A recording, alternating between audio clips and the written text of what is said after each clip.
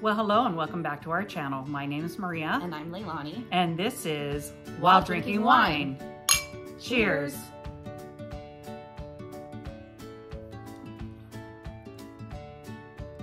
Okay, it's not as sweet as I thought it was going to be. It's almost like apple juice. It kind of tastes like a diluted apple juice.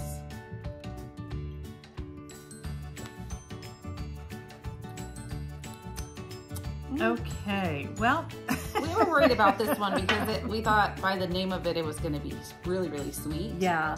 So this is from Wilson Creek. It is a 2022 Muscat Canelli from right here in Temecula Valley. I love the label though. The label is of the Wilson Creek Winery. So it's absolutely beautiful, but it's from here, right here in California. There's a little story about these labels. They actually have a competition. So anybody can create the art for the labels and then they put those out with their special shipments in July. So that's kind of cool. So I think maybe one of their customers maybe came up with this label. Yeah, because it is beautiful. I mean, yeah, look at that. It's absolutely beautiful. Really, so really neat. yeah. So cool. Yeah, it is. So, oh, and these glasses, I got these glasses today for Leilani. I got these at the Dollar Tree. So it says, "Wish upon a starfish." So perfect for summer coming up. Great. Yeah. These are so great. So yeah. cute. So yeah. So I thought, you know, she would enjoy these because she does have some beach theme in her house. So this would be really cute for her just to have, you know, you know, when she has one of her girlfriends over or something. Yeah. This is really cute. Or my mom, you know. Or me. I might. So tell everybody what we're doing today. So a few weeks ago, we were at a conference up in Portland, Oregon, and one of the things that we got to do was visit a local winery, a woman-owned local winery, where we had dinner and we got to learn a little bit more about her wines and how she actually got her start. Yeah, it was Ann Hubatch, and the name of the winery is Helioterra Wines. So it was really, really nice. Yeah. I mean, we really, we took an Uber over there. There was probably, how many of us? 12 of us? Yeah, I think so. That we went over there just to, you know, have a nice little dinner and taste some of her wines, and they were just fabulous. Yeah, so we wanted to share our experience with you, so we'll get into that right now. Where are we? Where are we? Oh, it's a private event. Helioterra Winery. Helioterra Winery. And where is this at? This is in Portland, Oregon. Okay. Yeah. Let's go.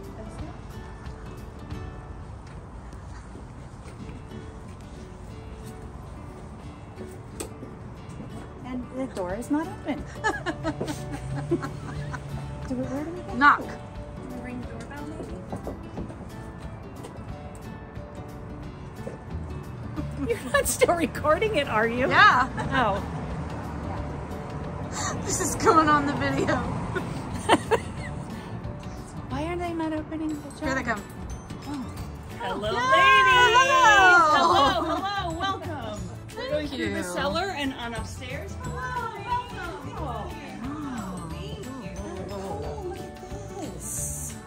All right, and then the stairs right here to your left.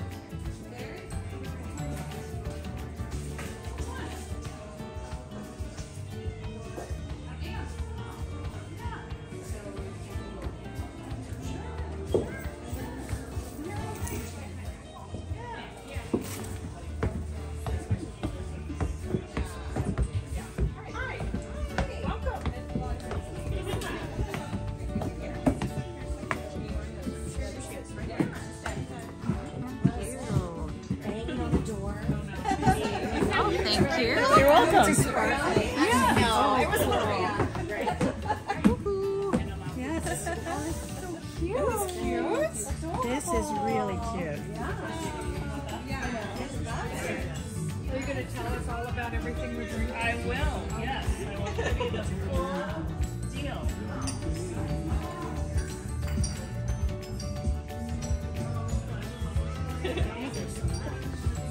Are you going to have a nice? This is for the wine channel. Cheers. Cheers. Shannon finally made it into Yay!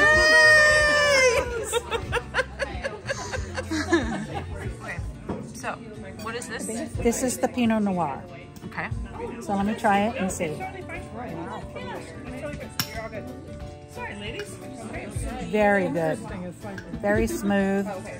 Okay. Awesome. And now there's a white, which is called the what? Malone de Bourgogne. Okay. So let's try this one. Well played. You know, it tastes like pear. It Really? smells like pear. It's really good. It's very fruity. Yes. So then we also have catered food. Mm-hmm. There's like a beef and a cauliflower, potatoes, Brussels sprouts, Awesome. rice. Yummy. Plenty of this. So, by a show of hands, how many of you are here from out of town? Almost everyone. Almost everyone. Well, fantastic. Well, you guys, welcome to Portland, Oregon. Welcome to your conference. I hope, is everyone having a good time so far? Yeah. This is tomorrow. Oh, this is the preamble. Well, I raise a toast to the preamble and you ladies starting your marketing conference. I got it done. Cheers!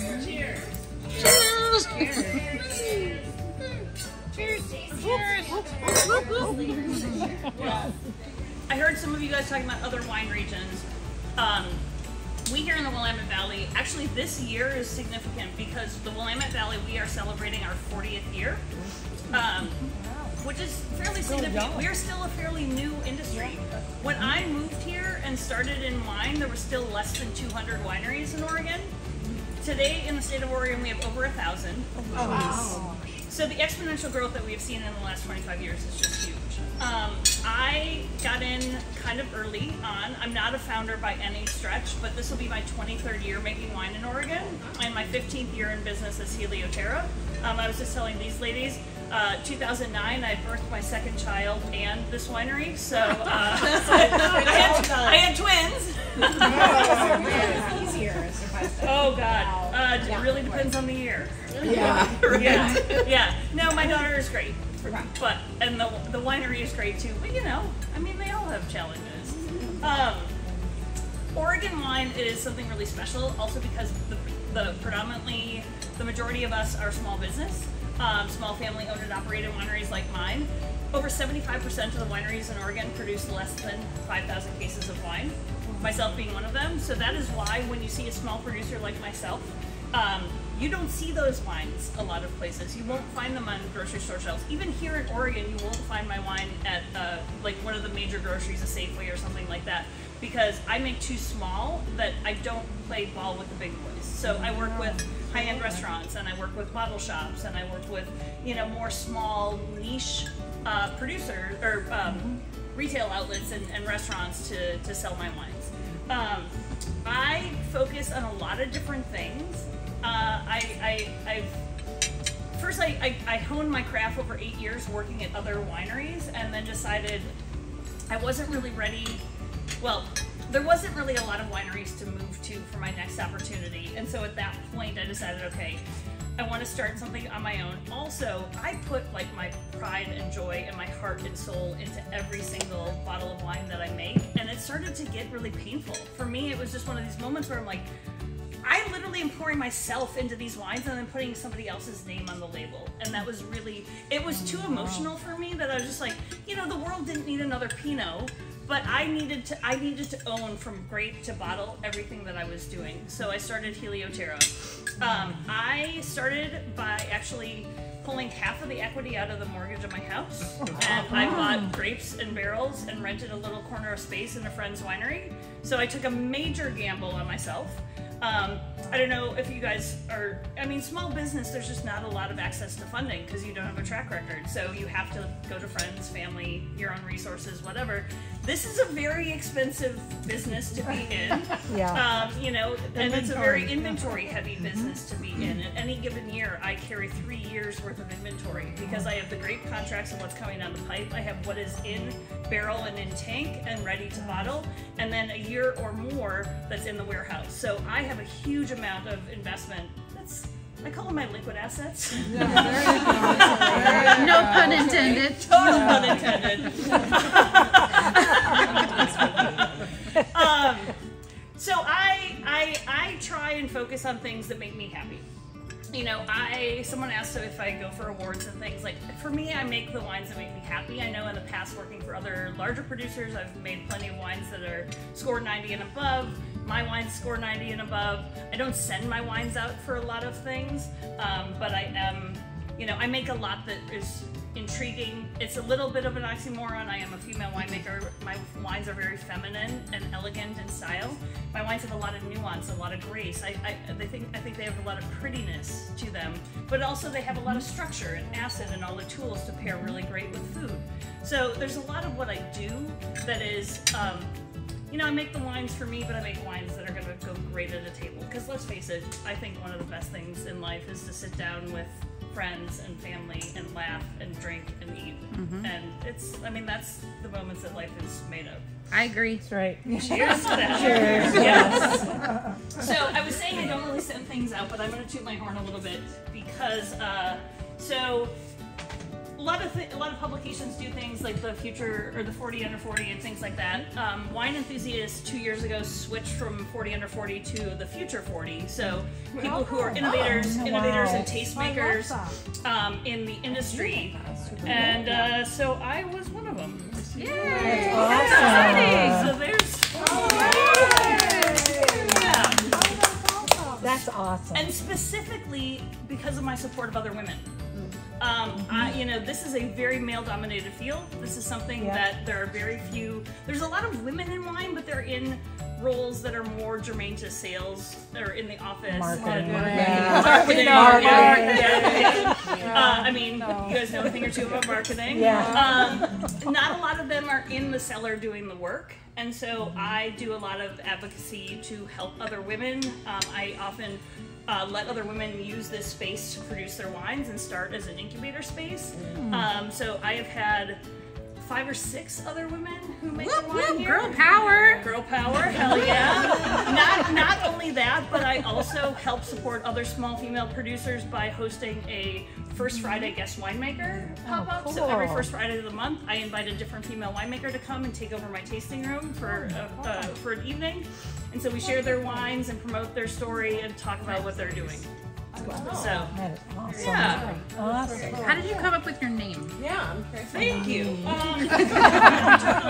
So another not very female-oriented career path. I studied geology and environmental studies as an undergrad. So I wanted a name that was emblematic of Oregon and geology, and so the Oregon State gemstone is the heliolite, which is more commonly known as the sunstone. So helio being sun, terra is earth. Earth, yeah. And of course, what do we need to grow grapes? Sun Sun and Earth, yeah. And then I chose the ammonoid fossil as my logo because I felt that looked like the sun depicted in the earth. Yes, that's One even nerdier step beyond that. The heliolite as a gem is a kind of an opaque khaki creamy color, so that is the Pinot Noir label color. But sometimes there are traces of copper and it takes on a teal color, or there's traces of iron and it takes on a rusty orange color. Well, I had a great time. It was super fun. It was so much fun. I wish we could go back. Yeah, you only saw a small portion as well. So that was only one night. We did a bunch of nights up there. We were up there from Monday through Friday. And yeah, we had a really, really good time at the winery. So you could tell. You could really tell. And Anne, you did a fabulous job for us. Thank you so much for hosting us.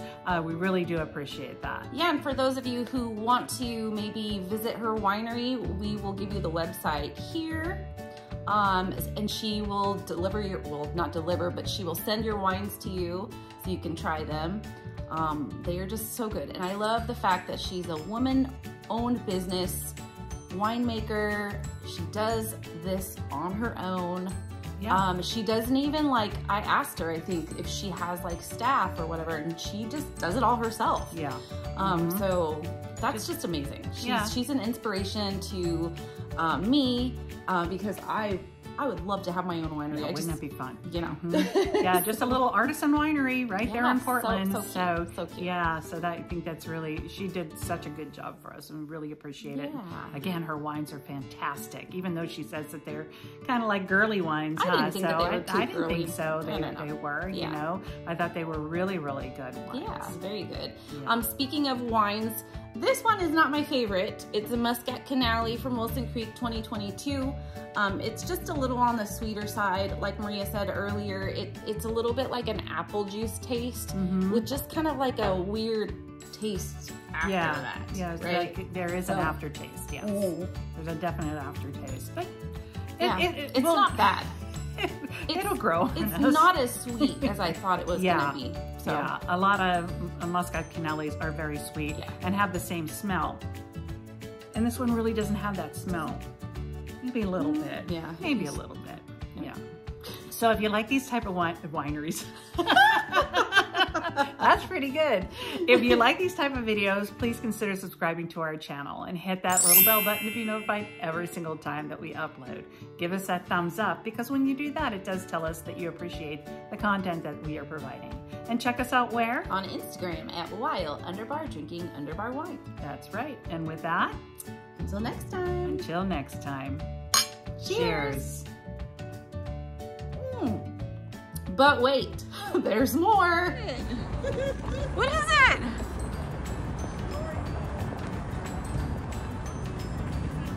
Look. What does it do? What'd you do? Stop it? What is it? That's supposed to stop it. That's against the law. You're in trouble. What does it do though? Put your hand in there, it'll skin your fingertips. I'm not even kidding. It'll draw your nails. Look Remember that one scene from Dune? like that. Hi. Oh, you're security. My way. Oh, it's all cameras. I It's feel gonna like give putting you the a word ticket. security on it is kind of incendiary. It's like, please see what you can do to I don't me. know what that red button is. How is it security? Is it gonna arrest us? Probably just film it. There's a little delayed. Say part. To Noah. 2 minutes ago. I want to run back in front of it. Hi, security. Oh my goodness. Cut your hair. Cut your hair, he said. He said cut your hair. He told you to cut your hair. What?